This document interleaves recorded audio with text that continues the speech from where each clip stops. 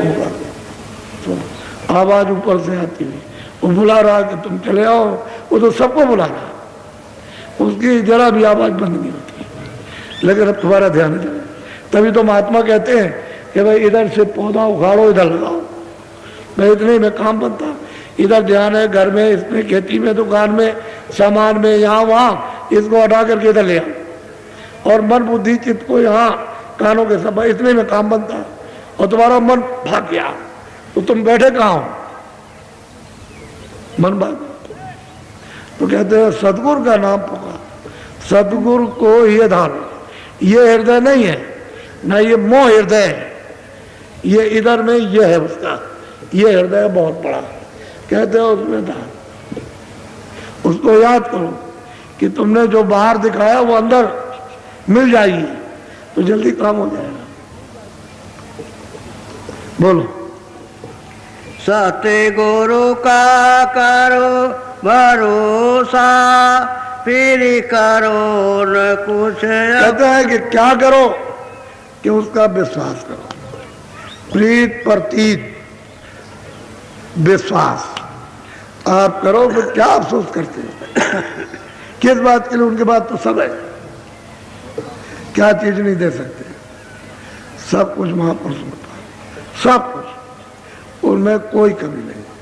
तो कहते हैं क्यों अफसोस करते हैं, जब तुमको खजाने में, सागरी में लेकर के ले जाना चाहते हैं, वहां किस बात की कमी। यहाँ तो ऐसे देश में आए हो जहां अपूर्ण है, और तुम्हारे देश में तो अमृत की मतलब बरसता है 2400 घंटे, एक रफ्तार से मूसलाधार अमृत की वर्षा होती रहती है उसका पार। ऐसे ऐसे अमृत के सागर हैं, ये तुम्हारा देश क्या चीज, कुछ नहीं। ऐसे अरबों खरबों उसमें एक सुई की नोक में घुस जाए, ऐसा तुम्हारा देश है। कहते हैं सदगुरु को हृदय धारो, फिर करो ना कुछ अफसोस करने की जरूरत नहीं, कुछ नहीं, ये तो जा ही रहा। अरे किराए का मकान तो जा रहा आपसे, तो तुमने क्या किया, कोई विश्वास नहीं किया, कोई आस नहीं की, और जो उन्होंने बताया वो कुछ नहीं किया, तो ऐसी चक्करबाजी में पड़े। अभी तक अगर तुम लग करके कर लेते तो अभी तक क्या नहीं क्या हो जाता। तुमने इसको टाल दिया, बेकार समझा, और जो बेकार था उसको असली समझा, तो तुमको मिला क्या। अब रो रहे हो, बोलो।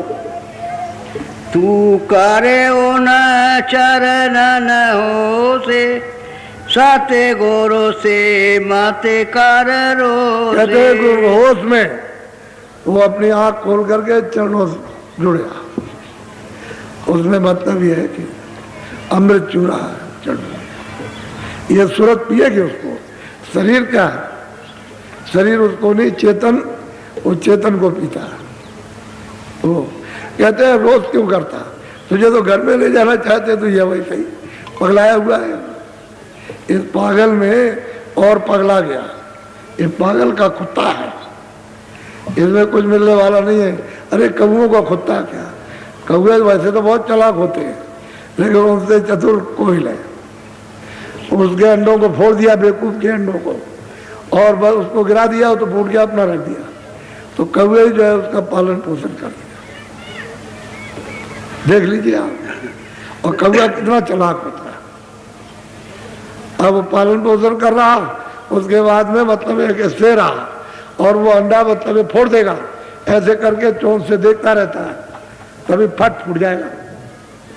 जब तक अभी अब हुआ नहीं तब तक नहीं फूटेगा, और फट से फूट जाएगा। बस वो बाहर निकल आएगा तो उनको चुमाएगा। जब वो चलने फिरने लायक हो जाएंगे, जरा सा उड़ने के लायक, तो कोयल आई उधर में, वाह बोली सुनाई उसने, बस जो बोली कोयल ने सुनाई, तो वो बच्चे बड़ा सोच में आए, ये कौन सी आवाज है। बस फौरन उसकी आवाज को सुन करके फौरन उड़े, और बस पहुंच गए उसके पास। कौओं को फौरन छोड़ दिया, ये कौओं का कुत्ता है, ये कौओं का घोंसला बच्चा, ये तेरा घर नहीं है। जब महापुरुष आते हैं वहां की खबर देते हैं, साथ कुछ नहीं रखा, इसमें कुछ है नहीं है। यही तो मैं आपको समझाना चाहता हूं, चाहे जितना तुम कमाओ, तुम मकान बनाओ, खेती बनाओ, तुम सोना चांदी हो, तुम हीरे जवाहरात रखो, तुम यहाँ से एक सुई की नोक नहीं ले जा सकते हो, एक जर्रा भी नहीं ले जाओगे। ये सब तुम्हारी मेहनत बिल्कुल आपकी व्यर्थ चली जाए, क्योंकि आपका सामान तो ये नहीं। ये तो आप जो रोज कमा रहे थे वो इसके लिए, तो इसको तुम देते खेती दुकान दफ्तर, इससे जो कुछ ले आते हैं इसकी मलम पट्टी करते हैं ताकि ठीक ठाक रहता। बस इतना ही मृतलोक में काम था और इसको लगा लेते आप, तो आप यहाँ लग गए इसमें। चाहे कितना आप दुनिया का सब इकट्ठा कर लो, किसी के पास एक नया पैसा न रहे, लेकिन कुछ नहीं ले जा सकते। ऐसे बुल्ला फूट जाता है, पानी गिरा बुल्ला बना पट फूट गया। बस ये है नजदीक। तो ये दूसरे के देश में आकर के और सामान जमाने की तैयारी करे, पागलपन नहीं तो क्या है? जब अपना घर ही नहीं है, ना अपना सामान, ना अपना शरीर, ना अपना कानून, ना यहाँ कोई आनंद। जिस आनंद को आपने छोड़ दिया वो सतगुरु का नाम पुकारो, सतगुरु को ये डालो, फिर तुम करो फिर उनका विश्वास आज प्रीत प्रतीत, तो फिर किस बात का अफसोस, फिर चिंता किस बात की है? बोलो। साते गोरो गाते अब सोने मोह से कही जाते न रंचक। अब वो महापुरुष खुद कहते हैं कि सदगुरु की गति, उनकी पहुंच, उनका ज्ञान, उनका आनंद, उनकी शक्ति, कहते हैं मुझसे नहीं कही जाती।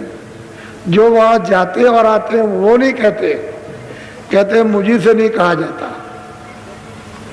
सही सच्ची बात है कि उनकी गत मत, उनका रास्ता कोई जान नहीं सकता। अगम है और अपार। बोलो।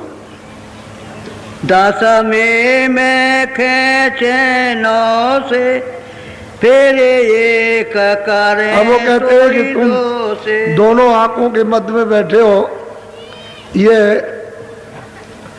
ये मृतलोक की सीमा है, इसी दरवाजे पर आप बैठे हुए हो।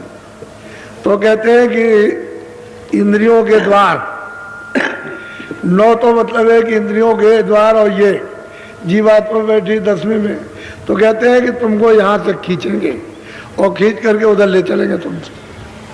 तो जब अपना बल देंगे, अपनी ताकत देंगे, तभी तो तेरा खिंचाव होगा, वैसे तू कब जाएगा। और जबरदस्ती खींच ले तो बर्दाश्त नहीं कर सकता, अभी सट से गिरेगा और बिल्कुल एकदम से पागल हो जाएगा, बेहोश हो जाएगा, कहेगा ये क्या, तो ये सब भगदड़ मच जाएगी कि यहाँ तो आदमी आते हैं तो पागल हो जाते हैं।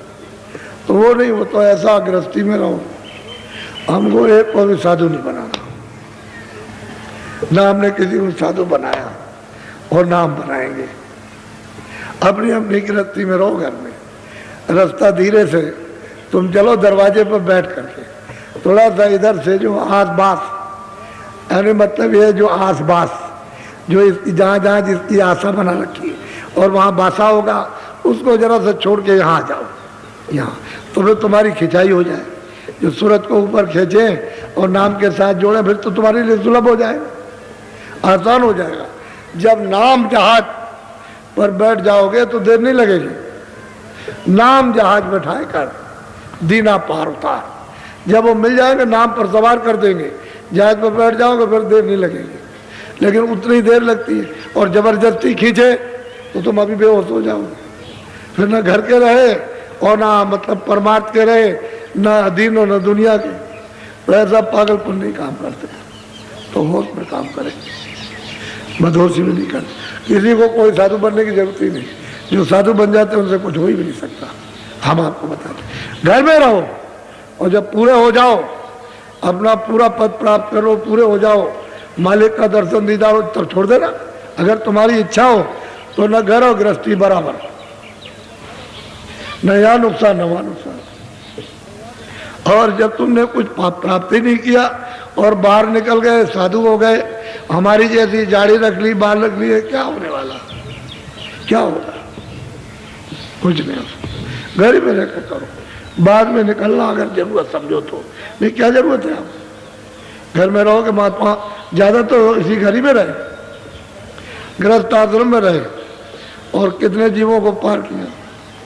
वो तो मिसाल इक्की दुक्की है, बाकी गृहस्थ में रहने की बहुत बहुत महापुरुष गृहस्थी में रहे। अब दो चार ऐसे हैं, मतलब ये है कि गृहस्थी में कमा लिया और जब पूरे हो गए तब गए, यानी फिर उसके बाद घर और बाहर बराबर, फिर उनको बाहर जाके कोई साधना उनकी पूरी हो गई, पूरा अपना काम कर लिया, ईश्वर को भी प्राप्त किया, ब्रह्म को भी, पार ब्रह्म को भी, महाकाल